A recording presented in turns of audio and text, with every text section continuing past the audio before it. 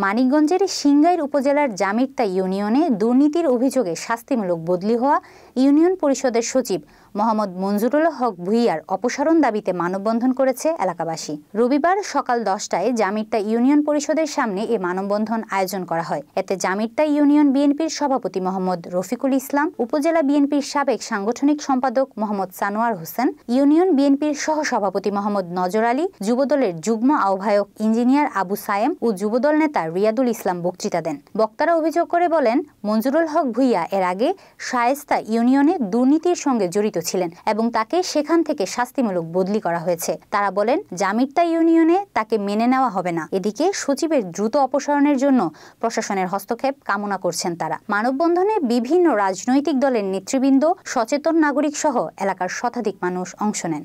সচিবকে তাড়ানোর জন্য আমার আপামর জনসাধারণ জামিরতাবাসীকে নিয়ে আমার বিএনপির দল বল, ছাত্র দল, স্বেচ্ছাসেবক দল উপস্থিত আছেন।